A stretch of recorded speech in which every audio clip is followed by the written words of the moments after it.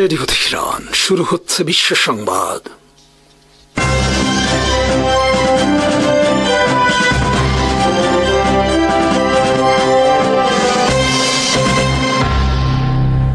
শুরুতেই সংবাদ শিরোনাম। চট্টগ্রাম বন্দরে পাকিস্তানের শক্তিশালী গাইডেড মিসাইল ফ্রিগেট, একের পর এক পাকিস্তানি জেনারেলদের বাংলাদেশ সফর, ঘুম হারাম ভারতের। একসময়ের আল কায়দা নেতা এখন হোয়াইট হাউসে। নতুন ইতিহাস রচনা করলেন সিরিয়ার প্রেসিডেন্ট আহমেদ আল শারা। চীনের চাপে মিয়ানমার জান্তা সরকারের ভারতীয় খেদাও অভিযান শুরু। থাইল্যান্ড থেকে বিমান বোঝাই করে ফেরত আনা হলো 500 ভারতীয় সাইবার অপরাধী। শেখ হাসিনার আমলে বাংলাদেশের বন্দরে প্রবেশ করতে পারত না কোনো পণ্যবাহী জাহাজ। সিঙ্গাপুর ও শ্রীলঙ্কা হয়ে পাকিস্তানের সামান্য কিছু পণ্য বাংলাদেশে আসলেও তা নানাভাবে পরীক্ষা নিরীক্ষা করা হতো, যা ছিল পাকিস্তানের জন্য চূড়ান্ত অপমানজনক। দুই দেশের মধ্যে কূটনৈতিক সম্পর্ক ছিল নামে মাত্র। ঢাকায় পাকিস্তানের দূতাবাস ও দূতাবাস কর্মকর্তাদের সবসময় কঠোর নজরদারি করত ভারতীয় গোয়েন্দা সংস্থা। আর পাকিস্তানের সাথে বাংলাদেশের সম্পর্কের এই অবনতি করা হয়েছিল কেবলমাত্র ভারতের নির্দেশে। শেখ হাসিনার আমলে যেখানে পাকিস্তানের কোনো বাণিজ্যিক জাহাজও আসতে পারত না বাংলাদেশে, সেখানে এখন চট্টগ্রাম বন্দরে অবস্থান করছে পাকিস্তানের রণতরী গাইডেড মিসাইল ফ্রিগেট, জানিয়ে রীতিমতো চাঞ্চল্য সৃষ্টি হয়েছে উপমহাদেশের সামরিক অঙ্গনে। শনিবার পাকিস্তানের এই রণতরী চট্টগ্রাম বন্দরে পৌঁছার পরের দিন রোববার ঢাকায় পা রাখেন পাকিস্তান নৌবাহিনীর প্রধান রিয়ার অ্যাডমিরাল নাভিদ আশরাফ। এর মাত্র 10 দিন আগে ঢাকা সফর করেন পাকিস্তান আর্মির দ্বিতীয় সর্বোচ্চ কর্মকর্তা, জয়েন্ট চিফ অফ স্টাফ কমিটির চেয়ারম্যান জেনারেল সাহির শামসাদ মির্জা। পাকিস্তানের জেনারেলদের একের পর এক ঢাকা সফর এবং সর্বশেষ চট্টগ্রাম বন্দরে পাকিস্তানের শক্তিশালী রণতরী উপস্থিতিতে বর্তমানে দিশেহারা হয়ে পড়েছে মোদী সরকার। সমর বিশ্লেষকদের মধ্যে বাংলাদেশে 24-এর গণঅভ্যুত্থানে ভারতের প্রতি একান্ত অনুগত শেখ হাসিনার পতনের মধ্য দিয়ে কেবল দক্ষিণ এশিয়ায় নয়, বরং গোটা এশিয়ায় পাল্টে গেছে সামরিক মেরুকরণের অনেক হিসাব নিকাশ। বাংলাদেশকে ঘিরে দক্ষিণ এশিয়া ও এশিয়ায় ঘটছে একের পর এক নতুন নতুন ঘটনা। আর এসব ঘটনা ঘটছে ভারতের কঠোর নিয়ন্ত্রণের দেয়াল ভেঙে বাংলাদেশের সমরাস্ত্র শিল্পে শক্তিশালী হওয়া ও আধুনিক সমরাস্ত্র সংগ্রহের উদ্যোগ ঘিরে। এর অংশ হিসেবে চীন, পাকিস্তান, তুরস্কের সাথে বাংলাদেশের প্রতিরক্ষা সম্পর্ক উন্নয়ন চেষ্টার প্রভাব পৌঁছে গেছে উত্তাল আটলান্টিক মহাসাগর পাড়ি দিয়ে বিশ্বমোড়ল যুক্তরাষ্ট্রের হোয়াইট হাউস পর্যন্ত। বাংলাদেশের চীনমুখী হওয়া এবং সমরাস্ত্রের ক্ষেত্রে বাংলাদেশের চীন নির্ভরতা ঠেকাতে সরাসরি বিরোধিতা করে মাঠে নেমেছে ওয়াশিংটন। বাংলাদেশ সেনাবাহিনীর জনসংযোগ বিভাগ আইএসপিআর এর বিবৃতিতে বলা হয়েছে, চট্টগ্রামে অবস্থানরত পাকিস্তানের রণতরী পিএনএস সাইফের অধিনায়ক সহ অন্যান্যরা বাংলাদেশের নেভাল একাডেমি, নৌঘাটি ও চট্টগ্রামের অন্যান্য দর্শনীয় স্থান পরিদর্শন করবেন। বাংলাদেশ নৌবাহিনীর সদস্যরাও পরিদর্শন করবেন পাকিস্তানের রণতরী। এতে উভয় দেশের নৌ সদস্যরা দক্ষতা ও পেশাগত অভিজ্ঞতা বিনিময়ের সুযোগ পাবেন। 4 দিনের সফর শেষে 12 নভেম্বর চট্টগ্রাম বন্দর ছেড়ে যাবে পাকিস্তানের রণতরী। আইএসপিআর এর বিবৃতিতে বলা হয়েছে, পাকিস্তানের নৌ প্রধানের ঢাকা সফর এবং পাকিস্তান রণতরীর চট্টগ্রাম বন্দরে আগমনের ঘটনা দুই দেশের বিদ্যমান সম্পর্ক ও পারস্পরিক সহযোগিতা আরও জোরদারকরণে ভূমিকা পালন করবে। এর আগে অক্টোবর মাসে পাকিস্তানের জয়েন্ট চিফ অফ স্টাফ কমিটির চেয়ারম্যান জেনারেল সাহির শামসাদ মির্জার সফরের সময় দুই দেশের মধ্যে প্রতিরক্ষা ও নিরাপত্তা সম্পর্ক আরও ঘনিষ্ঠ করার বিষয়ে আলোচনা হয়েছে বিভিন্ন পক্ষের সাথে। আলোচনায় উঠে এসেছে দুই দেশের মধ্যে যৌথ সামরিক মহড়া, প্রশিক্ষণ, সেমিনার, পারস্পরিক সফরের বিষয়। এছাড়া দুই দেশের মধ্যে বাণিজ্যিক ও সাংস্কৃতিক সম্পর্ক উন্নয়ন নিয়েও আলোচনা করেন জেনারেল শামসাদ মির্জা। শামসাদ মির্জা বাংলাদেশ সফরে সাক্ষাৎ করেন প্রধান উপদেষ্টা ডক্টর মোহাম্মদ ইউনুস, সেনা প্রধান জেনারেল ওয়াকারুজ্জামান সহ অন্যান্যদের সাথে, যা ফলাও করে প্রচার করে ভারতীয় গণমাধ্যম। নতুন এক ইতিহাস রচনা করলেন সিরিয়ার প্রেসিডেন্ট আহমেদ আল শারা। সোমবার হোয়াইট হাউসে ডোনাল্ড ট্রাম্পের সাথে তার বৈঠকের মাধ্যমে এই ইতিহাস রচিত হলো। সিরিয়ার প্রেসিডেন্ট আহমেদ আল শারা ছিলেন একসময় আল কায়দা নেতা। যুক্তরাষ্ট্রের কাছে তিনি ছিলেন একজন বড় মাপের বৈশ্বিক সন্ত্রাসী। তাকে হত্যার জন্য যুক্তরাষ্ট্র একসময় $10 মিলিয়ন পুরস্কার ঘোষণা করেছিল। শত শত যুক্তরাষ্ট্র আর্মি একসময় হন্যে হয়ে তাকে খুঁজে ফিরত ইরাক সহ গোটা সিরিয়ায়। কিন্তু সেই আল কায়দা ও জিহাদের নেতা এখন হোয়াইট হাউস সফর করছেন বিশ্ব সুপার পাওয়ার যুক্তরাষ্ট্রের প্রেসিডেন্ট ডোনাল্ড ট্রাম্পের আমন্ত্রণে। একসময়কার আল কায়দা নেতার এই হোয়াইট হাউস সফরের ঘটনা সারা বিশ্বের গণমাধ্যমে ফলাও করে প্রচারিত হয়েছে। ডোনাল্ড ট্রাম্প কেবল আহমেদ আল শারাকে হোয়াইট হাউসে আমন্ত্রণ জানিয়েই ক্ষান্ত হননি, বরং তিনি তার ভূয়সী প্রশংসা করে বলেছেন সে একজন tough guy, tough fighter, tough warrior. আমি এ ধরনের টাফ গাইদের পছন্দ করি। যদিও তার অতীত অনেক বিতর্কিত, কিন্তু আমি মনে করি তিনি এখন পুরোপুরি অন্য একজন মানুষ। আমার বিশ্বাস তার নেতৃত্বে সিরিয়া একটি শক্তিশালী ভালো দেশে পরিণত হবে। সোমবার হোয়াইট হাউসে দুই নেতা অঙ্গীকার করেছেন সিরিয়াকে আল কায়দা সহ সব ধরনের সন্ত্রাস মুক্ত করার বিষয়। বিনিময়ে ট্রাম্প প্রশাসন সিরিয়ার ওপর থেকে নিষেধাজ্ঞা আরও 6 মাসের জন্য স্থগিত করেছে। এক সময়কার জিহাদি নেতা বর্তমানে সিরিয়ার আলোচিত প্রেসিডেন্ট। তার নেতৃত্বে 2024 সালের ডিসেম্বরে পতন ঘটে সিরিয়ার গণহত্যাকারী প্রেসিডেন্ট বাশার আল আসাদের। সিরিয়ার ইতিহাসে তিনি হলেন প্রথম কোনো প্রেসিডেন্ট যিনি যুক্তরাষ্ট্র সফর করেছেন। তার আগে সিরিয়ার কোনো প্রেসিডেন্ট যুক্তরাষ্ট্র সফরে যাননি। মিয়ানমার সামরিক সরকার দেশ থেকে বর্তমানে ভারতীয়দের খেদাও অভিযান শুরু করেছে। এর ফলে মিয়ানমারের সীমান্ত অঞ্চলে জুয়া, নারী ও মাদক পাচার সহ নানা ধরনের সাইবার অপরাধের সাথে জড়িত শত শত ভারতীয় পালিয়ে আশ্রয় নিয়েছে পার্শ্ববর্তী থাইল্যান্ডে। গত সপ্তাহে ভারত তাদের বিমান বাহিনীর 2টি পরিবহন বিমানে করে থাইল্যান্ড থেকে প্রথম দফায় ফেরত এনেছে 270 জনকে। এদের মধ্যে রয়েছে 26 জন নারী। এরপর সোমবার দ্বিতীয় দফায় আরও 195 জন ভারতীয়দের বিমানে করে ফেরত নেয় ভারত। মিয়ানমারের নানা ধরনের অপরাধের সাথে জড়িত এসব ভারতীয়দের থাইল্যান্ড বিমানবন্দর থেকে লাইন ধরে বিমানে প্রবেশের দৃশ্য প্রকাশিত হয়েছে আন্তর্জাতিক বিভিন্ন গণমাধ্যমে। এই ঘটনা গোটা ভারতের জন্য আরেক নেতিবাচক চিত্র হিসেবে চিহ্নিত হয়েছে। মিয়ানমার আর্মির তাড়া খেয়ে শত শত ভারতীয় সাইবার অপরাধী থাইল্যান্ডে প্রবেশের পর থাই পুলিশ এখন পর্যন্ত 5 শতাধিক ভারতীয় জুয়ারি ও সাইবার অপরাধীদের গ্রেফতার করেছে। ইন্ডিয়ান এক্সপ্রেস, বিবিসি সহ বিভিন্ন গণমাধ্যমে প্রকাশিত খবরে বলা হয়েছে মিয়ানমার সীমান্তে গড়ে উঠেছে বিভিন্ন সাইবার অপরাধ সেন্টার, যেখানে জুয়া, নারী ও মাদক পাচার সহ বিভিন্ন ধরনের অপরাধ সংঘটিত হয়ে আসছে দীর্ঘদিন ধরে। এর সাথে মিয়ানমার আর্মি সহ বিভিন্ন বিদ্রোহী বাহিনীও জড়িত। এসব সাইবার অপরাধ কেন্দ্রে ভারত, চীন, Philippines, Ethiopia, Kenya, Cambodia, Myanmar সহ বিভিন্ন দেশের অপরাধীরা জড়িত। বিভিন্নভাবে পাচারকৃত নারী ও পুরুষদের নির্যাতনের মাধ্যমে বাধ্য করা হয় এসব সাইবার অপরাধ সেন্টারে অপরাধমূলক কাজ করতে। এসব সাইবার অপরাধীরা বিভিন্ন নারীদের জোর করে ধরে এনে তাদের দিয়ে নিষিদ্ধ চলচ্চিত্র তৈরি করে বাজারজাত করেও বিপুল অর্থ উপার্জন করত। মিয়ানমারের সীমান্তবর্তী এসব সাইবার অপরাধ সেন্টারের সাথে জড়িত আন্তর্জাতিক বিভিন্ন মাফিয়া চক্র। বস্তুত মিয়ানমার আর্মি সহ বিভিন্ন বিদ্রোহী বাহিনীর আয়ের অন্যতম একটি উৎস ছিল এসব সাইবার অপরাধ সেন্টার, যেখান থেকে নারী পাচার, নিষিদ্ধ চলচ্চিত্র তৈরি, মাদক পাচার ও বিশ্বব্যাপী অনলাইন জুয়া সহ নানা ধরনের প্রতারণার ফাঁদ পাতা হতো। চীনের রাষ্ট্রীয় গণমাধ্যমের খবরে বলা হয়েছে 2023 সাল থেকে চীন ও মিয়ানমার আর্মির যৌথ অভিযানে 57,000 চীনা নাগরিক গ্রেফতার করা হয়েছে, যারা মিয়ানমারে অবস্থিত এসব সাইবার অপরাধের সাথে জড়িত। ইন্ডিয়ান এক্সপ্রেসের খবরে বলা হয়েছে চলতি বছর মিয়ানমারে অবস্থানরত ভারতীয় সাইবার জুয়ারিরা প্রায় $1 বিলিয়ন হারিয়েছে। মিয়ানমারে গৃহযুদ্ধে বিদ্রোহীদের হাতে ক্ষমতা হারানোর মুখে উপনীত হয় মিয়ানমারের জান্তা সরকার। ক্ষমতা ধরে রাখতে মিয়ানমার আর্মি সম্প্রতি আত্মসমর্পণ করেছে চীনের কাছে। বিপরীত দিকে মিয়ানমার আর্মি সম্পর্ক ছিন্ন করেছে ভারতের সাথে। ফলে চীন এখন বিদ্রোহীদের পক্ষ ত্যাগ করে মিয়ানমার জান্তা সরকারের পক্ষ নিয়েছে। এরপর চীন মিয়ানমার জান্তা সরকারের ওপর চাপ দেয় সীমান্তের এসব সাইবার অপরাধ সেন্টার বন্ধের জন্য। এর অংশ হিসেবে মিয়ানমার আর্মি বর্তমানে অভিযান পরিচালনা করছে সাইবার অপরাধ ধ্বংসের লক্ষ্যে।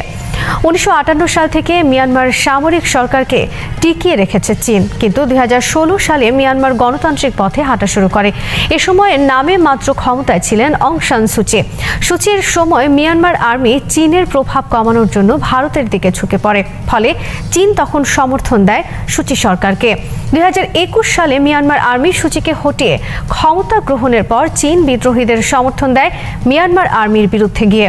শেষ পর্যন্ত মিয়ানমার আর্মি ক্ষমতায় টিকে থাকার জন্য বর্তমানে ভারতের দিক থেকে মুখ ফিরে আবার চীনের কাছে নতি স্বীকার করল। ফিলিস্তিনি প্রতিরোধ আন্দোলন হামাস অভিযোগ করেছে, যুদ্ধবিরতি কার্যকর হওয়ার 1 মাস পরও ইসরায়েল প্রতিদিন শারম আল শেখ চুক্তি লঙ্ঘন করছে। সংগঠনটি বলেছে ইসরায়েল ইচ্ছাকৃতভাবে যুদ্ধবিরতি দুর্বল করছে এবং তা পুরোপুরি ব্যর্থ করে দেওয়ার চেষ্টা চালাচ্ছে। হামাস ইসরায়েলকে এই অবস্থার জন্য সম্পূর্ণভাবে দায়ী করেছে।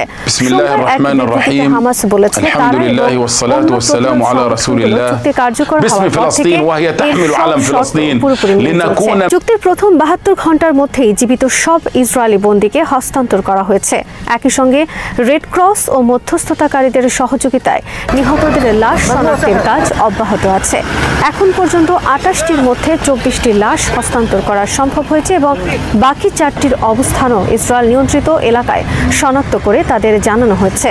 হামাস বলেছে ইসরায়েলি বাহিনী চুক্তি কার্যকর হওয়ার পরও গাজায় প্রতিদিন অভিযান চালিয়ে 271 জন ফিলিস্তিনিকে হত্যা করেছে। নিহতদের 91% বেসামরিক নাগরিক, যাদের মধ্যে 107টি শিশু ও 39 জন নারী। এছাড়া 622 জন আহত হয়েছেন এবং 35 জনকে আটক করা হয়েছে। হামাস জানিয়েছে ইসরায়েল ইয়েলো লাইনের বাইরে অন্তত 30 বর্গ কিলোমিটার এলাকায় ঘরবাড়ি ধ্বংস, সামরিক টহল এবং কনক্রিটের বাঁধ স্থাপন করছে, যা চুক্তির স্পষ্ট লঙ্ঘন। বিবৃতিতে বলা হয় ইসরায়েল জাতিসংঘের ফিলিস্তিনি শরণার্থী সংস্থা আনরোয়ার ত্রাণ সরবরাহে বাধা দিচ্ছে। এতে 6000-এর বেশি ত্রাণ প্যাকেজ আটকে আছে। 1 মাসে মাত্র একটি ডিমের চালান প্রবেশের অনুমতি দেওয়া হয়েছে। চুক্তি অনুযায়ী নির্ধারিত সহায়তার মাত্র 40% ও জ্বালানির মাত্র 8% গাজায় প্রবেশ করতে পেরেছে। হামাস অভিযোগ করে ইসরায়েল ইচ্ছাকৃতভাবে গাজার বিদ্যুৎ কেন্দ্র চালু হতে দিচ্ছে না এবং অবকাঠামো মেরামতের সরঞ্জামও আটকে রেখেছে, যা গাজায় মানবিক সংকট দীর্ঘায়িত করার কৌশল। চুক্তি অনুযায়ী 2025 সালের 20 অক্টোবর থেকে রাফা সীমান্ত উভয়মুখী খোলার কথা থাকলেও ইসরায়েল এখনও তা বন্ধ রেখেছে। এতে হাজারো অসুস্থ মানুষ, শিক্ষার্থী ও সাধারণ নাগরিক চরম দুর্ভোগে পড়েছেন। হামাস অভিযোগ করে ইসরায়েলি বাহিনী ফিলিস্তিনি শহীদদের প্রতি অমানবিক আচরণ করছে। অনেককে ঘটনাস্থলেই গুলি করে হত্যা করা হয়েছে, আবার কারো লাশ ট্যাঙ্কের নিচে পিষ্ট করা হয়েছে, যা স্পষ্ট যুদ্ধাপরাধ। এছাড়া সংগঠনটি জানায় ইসরায়েল এখনও আটক ফিলিস্তিনিদের পূর্ণাঙ্গ তালিকা দেয়নি। গাজার 1800-রও বেশি মানুষ নিখোঁজ, যাদের ভাগ্য অজানা। নার্স তাসনিম মারওয়ান আল হামস সহ নারী ও শিশুদের আটক অব্যাহত রয়েছে। হামাস জানায় তারা যুদ্ধবিরতি চুক্তি ও ফিলিস্তিনি জনগণের প্রতি তাদের মানবিক ও জাতীয় দায়িত্বে অটল রয়েছে। সংগঠনটি আন্তর্জাতিক সম্প্রদায় ও গ্যারান্টি প্রদানকারী দেশগুলোর প্রতি আহ্বান জানিয়েছে যেন তারা ইসরায়েলের উপর চাপ সৃষ্টি করে যুদ্ধবিরতি লঙ্ঘন বন্ধ, অবরোধ প্রত্যাহার এবং মানবিক সহায়তা প্রবেশ নিশ্চিত করে। দিল্লির রেড ফোর্টের কাছে ভয়াবহ গাড়ি বিস্ফোরণে অন্তত 13 জন মারা গেছেন এবং প্রায় 20 জন আহত হয়েছে। সোমবার সন্ধ্যায় একটি হুন্ডাই i20 গাড়ি ট্রাফিক সিগন্যালে থামার পর হঠাৎ প্রচণ্ড শব্দে বিস্ফোরণ ঘটে। বিস্ফোরণে গাড়িটি ছিন্ন ভিন্ন হয়ে যায় এবং আশেপাশের আরও কয়েকটি গাড়ি ক্ষতিগ্রস্ত হয়। চারদিকে দেহাবশেষ ও গাড়ির অংশ ছড়িয়ে পড়ে। ঘটনাস্থল তাৎক্ষণিকভাবে পুলিশ ঘিরে ফেলে এবং ভিড় দূরে সরিয়ে দেওয়া হয়। দিল্লি পুলিশ জানায় বিস্ফোরণটি গাড়ির ভেতর থেকেই হয়েছে। গাড়িটি বহুবার মালিকানা বদল হয়েছে। প্রথম মালিককে আটক করা হয়েছে কারণ গাড়ির রেজিস্ট্রেশন এখনও তার নামই। পরে যিনি কিনেছিলেন তাকেও পুলিশ গ্রেফতার করেছে। গাড়িটির নম্বর প্লেট ছিল হরিয়ানার। ঘটনার বরাতে ভারতীয় সংবাদ মাধ্যম জানিয়েছে তদন্তকারীরা এটিকে আত্মঘাতী হামলা হিসেবেও দেখছেন। তবে বিষয়টি এখনো নিশ্চিত নয়। প্রধানমন্ত্রী নরেন্দ্র মোদী ভুটান সফরে থেকেও ঘটনার পরপরই প্রতিক্রিয়া জানান। তিনি বলেন তিনি খুবই মর্মাহত এবং নিহতদের পরিবারের প্রতি সমবেদনা জানান। তিনি আরও বলেন যারা এই ঘটনার পরিকল্পনাকারী তারা কেউই রেহাই পাবে না এবং সবাইকে বিচারের আওতায় আনা হবে। তিনি রাতভর তদন্তকারী সংস্থাগুলোর সঙ্গে যোগাযোগ রেখেছেন। ভারতের স্বরাষ্ট্রমন্ত্রী অমিত শাহ জরুরি নিরাপত্তা বৈঠক করেছেন। তিনি দেশজুড়ে নিরাপত্তা বাড়ানোর নির্দেশ দিয়েছেন। প্রতিরক্ষামন্ত্রী রাজনাথ সিংও বলেন সরকার দ্রুত ও গভীরভাবে তদন্ত চালাচ্ছে এবং শিগগিরই সব তথ্য প্রকাশ করা হবে। ভারতীয় গণমাধ্যম বলছে তদন্তকারীরা বিস্ফোরণে অ্যামোনিয়াম নাইট্রেট, ফুয়েল অয়েল এবং ডেটোনেটর ব্যবহারের সম্ভাবনা খতিয়ে দেখছেন। বিস্ফোরিত গাড়ির অংশ ফরেনসিক ল্যাবে পাঠানো হয়েছে যাতে বিস্ফোরণের ধরন নিশ্চিত করা যায়। ঘটনার পর রেড ফোর্ট 3 দিনের জন্য বন্ধ ঘোষণা করা হয়েছে। এলাকা পুরোপুরি সিল করে তন্ন তন্ন করে খতিয়ে দেখা হচ্ছে কোনো অতিরিক্ত বিস্ফোরক বা গুরুত্বপূর্ণ আলামত সম্মত আছে কিনা। এই ঘটনা দিল্লির নিরাপত্তা নিয়ে বড় ধরনের উদ্বেগ তৈরি করেছে। রাজধানীর একটি অত্যন্ত গুরুত্বপূর্ণ স্থানের কাছে এমন বিস্ফোরণ হওয়ায় গোটা দেশ সতর্ক হয়ে গেছে। এখন সবাই অপেক্ষা করছে তদন্ত শেষ হলে জানা যাবে এটি সত্যি সন্ত্রাসী হামলা কিনা, আত্মঘাতী বিস্ফোরণ কিনা, নাকি অন্য কোনো উদ্দেশ্যে ঘটানো হয়েছে।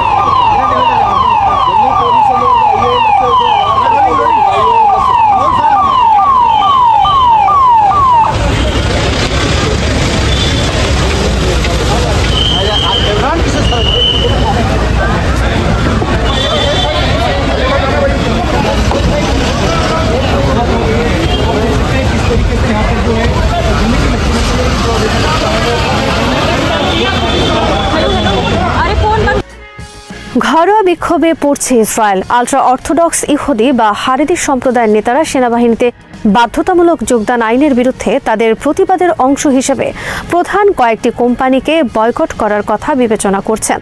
ইসরায়েলি টেলিভিশন চ্যানেল 13 সোমবার জানিয়েছে, হারেদি নেতারা বাধ্যতামূলক সামরিক সেবা এবং তাদের সম্প্রদায়ের সদস্যদের সেনাবাহিনীতে পাঠানোর জন্য গ্রেফতারের প্রতিবাদে বড় বড় ইসরায়েলি কোম্পানির পণ্য বয়কটের সিদ্ধান্ত নিতে যাচ্ছেন, যা ইসরায়েলি অর্থনীতিতে বড় ধরনের আঘাত হানতে পারে।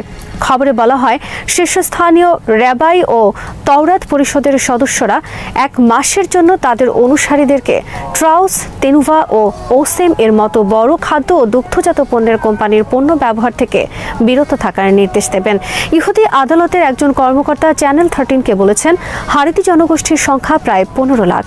আমরা চাইলে বড় বড় কোম্পানিকে অর্থনৈতিকভাবে ক্ষতির মুখে ফেলতে পারি এবং এতে সরকারকে সিদ্ধান্ত নিতে চাপের মুখে পড়তে হবে। সেনাবাহিনীতে পাঠানোর জন্য হারেদি সদস্যদের বিরুদ্ধে গ্রেফতার অভিযান অব্যাহত থাকলে আমরা নিশ্চুপ থাকব না। অর্থনীতিবিদদের মতে এমন পদক্ষেপ ইসরায়েলি অর্থনীতিতে বড় ক্ষতির কারণ হতে পারে। যদিও ক্ষতির সঠিক পরিমাণ এখনও পরিষ্কার নয়। এর আগে 2023 সালে হারেদিরা অ্যাঞ্জেল নামের একটি বেকারি কোম্পানি বয়কট করেছিলেন, কারণ ওই কোম্পানির প্রতিনিধি হারেদিদের সেনাবাহিনীতে পাঠানোর দাবিতে অনুষ্ঠিত এক বিক্ষোভে অংশ নিয়েছিলেন। বয়কটের পর কোম্পানিটি হারেদিদের কাছে প্রকাশ্যে ক্ষমা চেয়েছিল। চ্যানেল 13-এর তথ্য অনুযায়ী বর্তমানে হারেদি নেতাদের বয়কট পরিকল্পনা থেকে বিরত রাখার একমাত্র উপায় হলো তাদের জন্য বিশেষ সুবিধা বহাল রাখার একটি খসড়া আইন উপস্থাপন করা, যার অনুমোদনের প্রতিশ্রুতি নেতানিয়াহু বর্তমান সরকার গঠনের আগেই দিয়েছিলেন। এদিকে হারেদিরা প্রতি বৃহস্পতিবার তেল আবিব ও জেরুজালেমে বড় বিক্ষোভ করছেন, যাতে পার্লামেন্টের উপর চাপ সৃষ্টি করা যায়। তারা নেতানিয়াহুকে সতর্ক করেছেন, যদি তাদের শিক্ষার্থীদের সামরিক সেবা থেকে অব্যাহতি দেওয়া না হয় তবে তারা তার জোট সরকার ভেঙে দিতে পারেন। এর আগে হারেদি নেতা রাবাই মোশে হির্শ সতর্ক করেছিলেন, সরকার যদি অব্যাহতি আইন পাশ না করে তবে নেসেট ভেঙে দেওয়া ছাড়া আর কোনো বিকল্প থাকবে না।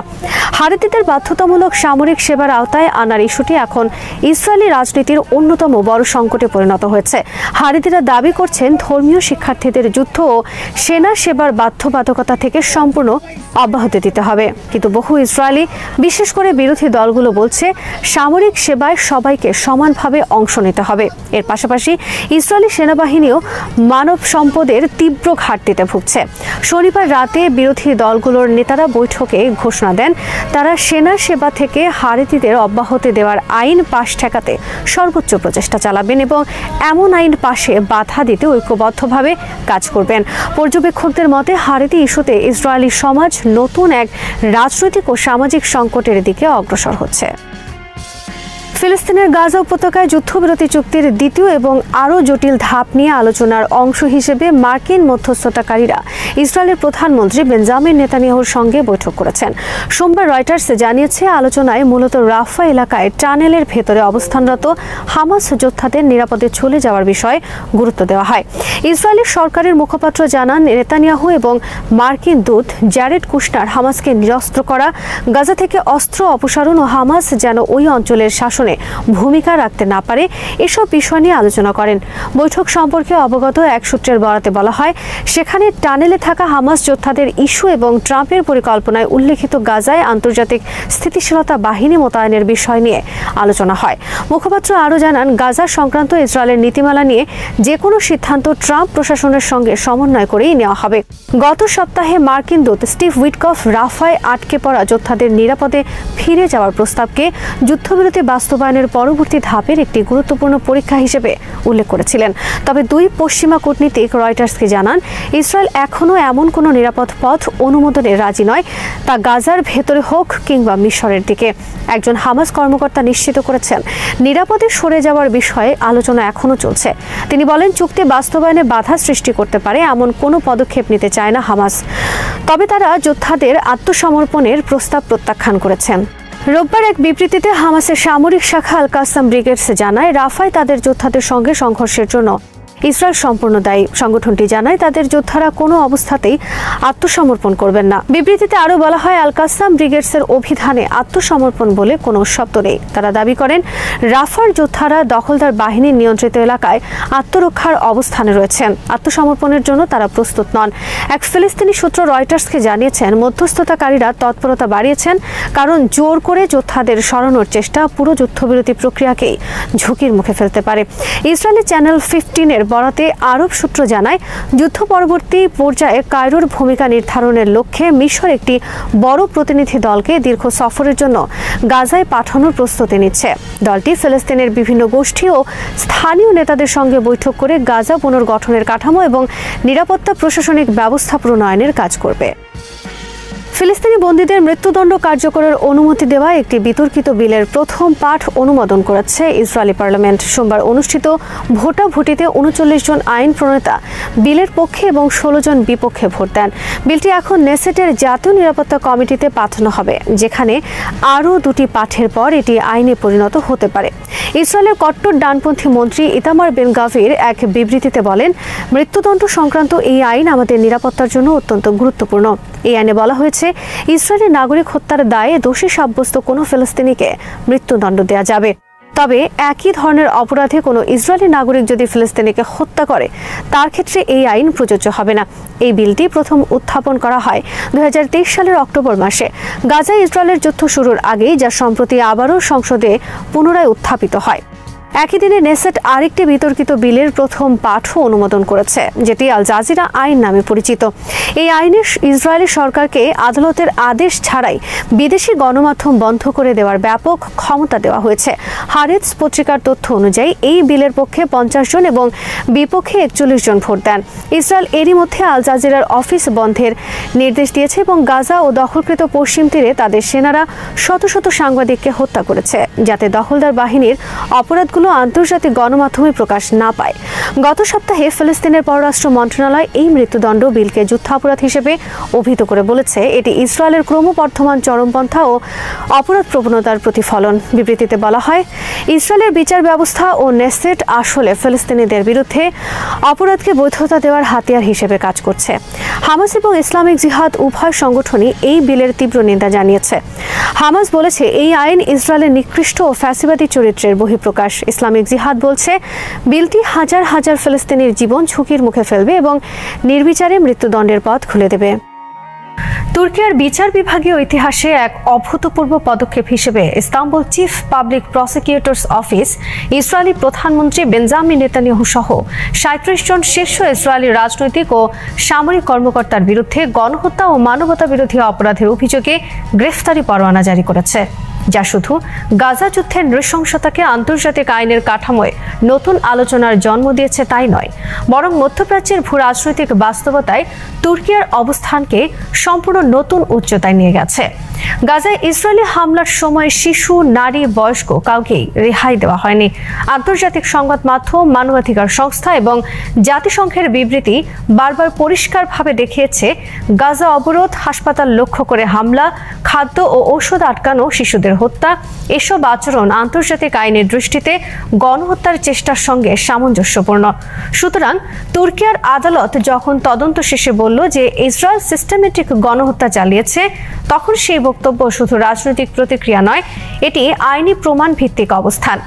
ইস্তাম্বুল বার অ্যাসোসিয়েশনের চেয়ারম্যান ইয়াসিন শামলের বক্তব্য আন্তর্জাতিক মহলে নতুন করে ঝড় তুলেছে। তিনি গুলিবিদ্ধ হয়ে নিহত 5 বছরের হিন্দ রাজাবের ঘটনা উল্লেখ করে বলেছেন, একটি শিশুকে গাড়ির ভেতরে 335 বার গুলি করা বিশ্ববাসীর সামনে প্রকাশ করে যে ইসরায়েলি সামরিক জান্তারা শিশুদেরও ভয় পায়।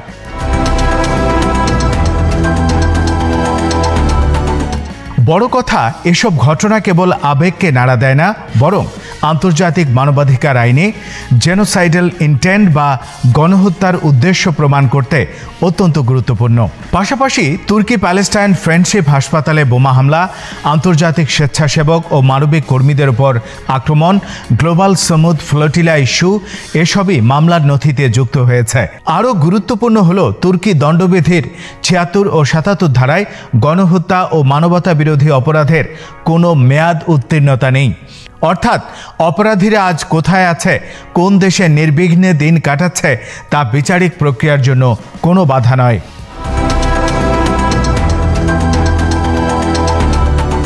তবে এখানে বিষয়টি শেষ নয়। একই সময় president Recep Tayyip Erdogan Gaza ইস্যুতে কঠোর অবস্থানের পাশাপাশি Pakistan, Afghanistan, Sudan, Caucasus, Libya, Somalia, Ethiopia যেসব এলাকায় উত্তেজনা তীব্র, সেসব জায়গায় শান্তি প্রতিষ্ঠার জন্য এক অভূতপূর্ব কূটনৈতিক মিশন চালিয়ে যাচ্ছেন। এরদোয়ান ঘোষণা দিয়েছেন তুর্কি পররাষ্ট্রমন্ত্রী, প্রতিরক্ষা মন্ত্রী এবং গোয়েন্দা প্রধানকে নিয়ে একটি উচ্চ পর্যায়ের প্রতিনিধি দল পাকিস্তানে পাঠানো হবে, যাতে তারা আফগানিস্তানের সাথে সীমান্ত উত্তেজনা নিরসনে সরাসরি ভূমিকা রাখতে পারে।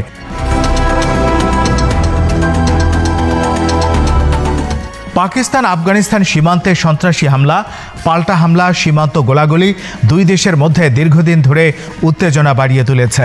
কিন্তু কাতার ও তুর্কির মধ্যস্থতায় অক্টোবর মাসে প্রথম যুদ্ধবিরতি হয়েছে এবং ইস্তাম্বুলে বহু দফা আলোচনা হয়েছে। এরদোয়ান বিশ্বাস করেন এই দুই ভ্রাতৃপ্রতিম দেশকে সংঘাত থেকে সরিয়ে আঞ্চলিক স্থিতিশীলতার পথে আনা তুর্কির দায়িত্ব।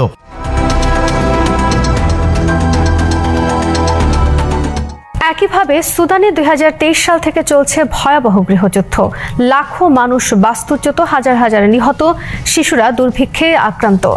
আন্তর্জাতিক শক্তিগুলো নানাভাবে জড়িত থাকলেও কার্যকর মধ্যস্থতা হয়নি।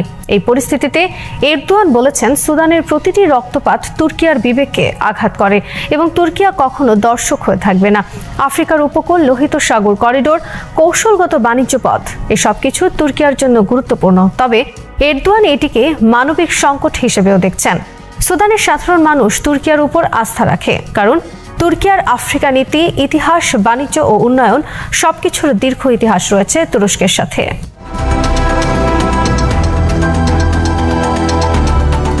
ককেশাসে আজারবাইজান আর্মেনিয়ার সম্পর্কেও তুরস্ক একটি বিশেষ প্রভাব তৈরি করেছে। দ্বিতীয় কারাবাখ যুদ্ধের সময় তুর্কি ড্রোন ও সামরিক সহযোগিতা আজারবাইজানে বিজয়ে বিশেষ ভূমিকা রাখে। এখন যুদ্ধ শেষ হওয়ার পর তুর্কি বলছে সময় এসেছে শান্তির এবং আর্মেনিয়ার সাথে সম্পর্ক স্বাভাবিক করার। যুক্তরাষ্ট্র আজারবাইজান আর্মেনিয়ার মধ্যে হওয়া আগস্ট চুক্তির পর দক্ষিণ ককেশাসে এক নতুন শান্তির জানালা খুলেছে। তুর্কিয়া ও আজারবাইজান একসঙ্গে তাদের কৌশল সমন্বয় করছে। তুরস্ক বহু বছর বন্ধ থাকা আর্মেনিয়ার সাথে সীমান্ত পুনরায় খোলার উদ্যোগ নিয়েছে। যদিও আর্মেনিয়া তুরস্ক সম্পর্ক একটি শতাব্দীব্যাপী ইতিহাসের কারণে জটিল, তারপরও স্বাভাবিকীকরণের অগ্রগতিকে তুরস্ক একটি আঞ্চলিক শান্তির সুযোগ হিসেবে দেখছে।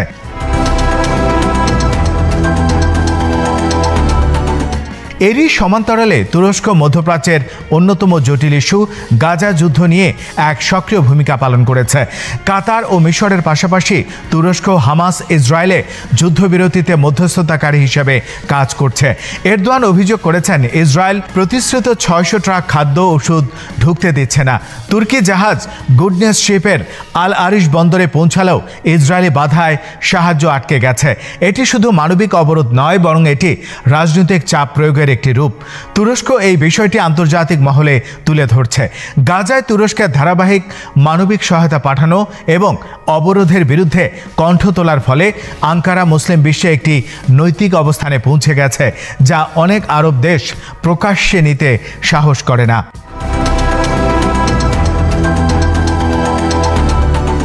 লিবিয়াতেও তুরস্কের ভূমিকা অত্যন্ত তাৎপর্যপূর্ণ। আন্তর্জাতিকভাবে স্বীকৃত সরকার বারবার ভেঙে পড়ার উপক্রম হয়েছিল। বিদেশি সমর্থিত মিলিশিয়ারা রাজধানী দখলের চেষ্টা চালাচ্ছিল। তুর্কির সামরিক এবং কূটনৈতিক সমর্থন লিবিয়ার রাজনৈতিক গতিপথ বদলে দিয়েছে। এখন লিবিয়ায় তুলনামূলক স্থিতিশীলতা এসেছে এবং তুরস্ক সেখানে পুনর্গঠন কার্যক্রম ও শান্তি প্রক্রিয়ায় ভূমিকা রাখছে। সোমালিয়া ইথিওপিয়া সংকটে 2024 সালে তুর্কিয়ার মধ্যস্থতা ছিল একটি ঐতিহাসিক সাফল্য। দুই দেশের নেতাদের আঙ্কারায় এনে সমঝোতা করানো শুধু তাৎক্ষণিক সংঘাত থামায়নি, বরং দুই অঞ্চলের রাজনৈতিক ভবিষ্যৎ বদলে দিয়েছে। অলিখিত সত্য হলো, তুর্কিয়া মধ্যপ্রাচ্য, আফ্রিকা, এশিয়া করিডোর জুড়ে এক নতুন ভূরাজনৈতিক ভারসাম্য নির্মাণ করছে, যেখানে তুর্কির ভূমিকা ক্রমে আন্তর্জাতিক শান্তির কেন্দ্রীয় চরিত্রে পরিণত হচ্ছে।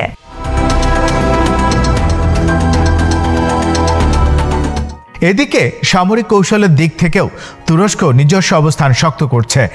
F-35 প্রকল্প থেকে বাদ পড়া এবং মার্কিন কাটসা নিষেধাজ্ঞার পর তুরস্ক বুঝে গেছে যুক্তরাষ্ট্রের উপর পুরোপুরি নির্ভর করা যায় না। তাই ইউরোফাইটার সংগ্রহ, কাতার ও ওমানের সেকেন্ড হ্যান্ড যুদ্ধবিমান কেনার সম্ভাবনা এবং দেশীয় যুদ্ধবিমান প্রকল্প কান সব মিলিয়ে তুর্কি প্রতিরক্ষা শিল্প এখন স্বনির্ভর পথে অগ্রসর হচ্ছে।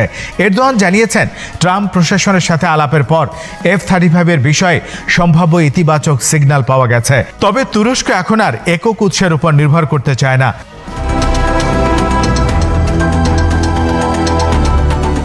স্বদেশ জনসংখ্যা সংকট মোকাবেলায় এরদোয়ান 2025 সালকে পরিবার বছর ঘোষণা করেছেন। তিনি বলেছেন, 1.7% জনসংখ্যা বৃদ্ধি তুরস্কের ভবিষ্যতের জন্য বিপজ্জনক। 3 সন্তান পরামর্শকে তিনি এখন 4 বা 5 সন্তানে উৎসাহ হিসেবে উল্লেখ করেছেন। এর পেছনে অর্থনৈতিক, সামাজিক ও ভূরাজনৈতিক বিবেচনা রয়েছে। বৃদ্ধি জনসংখ্যা মানে অর্থনৈতিক চাপ, কর্মক্ষম জনশক্তির ঘাটতি, সামরিক শক্তির দুর্বলতা, এসব তুরস্কের মতো উন্নয়নশীল রাষ্ট্রের ভবিষ্যতে নেতিবাচক প্রভাব ফেলতে পারে।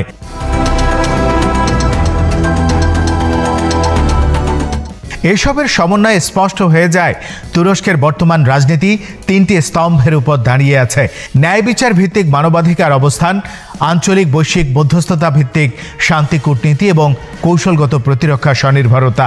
গাজায় গণহত্যার অভিযোগে গ্রেপ্তারি পরোয়ানা আন্তর্জাতিক অঙ্গনে তুরস্কের নৈতিক শক্তিকে দৃঢ় করেছে। Pakistan, Afghanistan, Sudan, Caucasus, Libya, Somalia, Ethiopia এইসব অঞ্চলে মধ্যস্থতা তুর্কির কূটনৈতিক শক্তির প্রমাণ দেখিয়েছে।